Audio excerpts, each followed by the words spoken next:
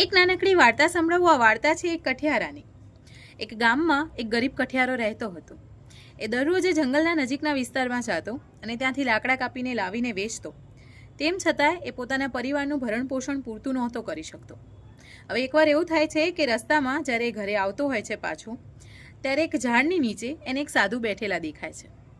એ સાધુ પાસે જાય છે અને પોતાની તકલીફ એ સાધુને સંભળાવે છે. એ સાધુ એની વાત સાંભળીને એ કઠિયારાને કહે છે કે હવે કાલથી તું જ્યારે જંગલમાં જા ને ત્યારે જંગલની થોડી અંદર જજે.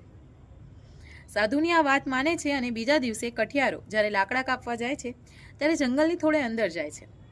તો એ જુએ છે કે એક ચંદનનું ઝાડ છે. તો એ કઠિયારો એ ચંદનનું ઝાડ કાપે છે અને બજારમાં જઈને એને વેચી દે છે.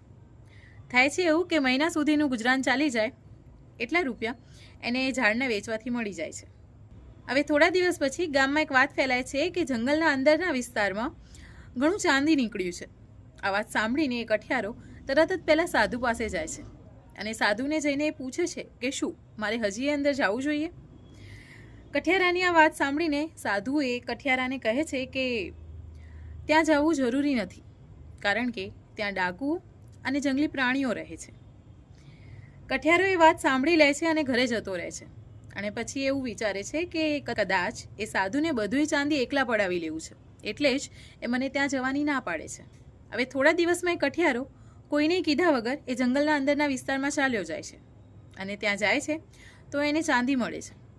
હવે થાય છે એવું કે એ ચાંદી લઈને જ્યારે ઘર તરફ પાછો આવતો હોય છે ત્યારે ડાકુઓ એને રસ્તામાં લૂંટી લે છે અને એને મોતને ઘાટ ઉતારી દે છે. થોડા દિવસમાં આ વાતની જાણ પેલા સાધુને થાય છે. ત્યારે એ સાધુ ફક્ત એટલું જ કહે છે કે લોભીના ધન ધૂતા રખાય. આ વાર્તા અહીંયા સુધી જ.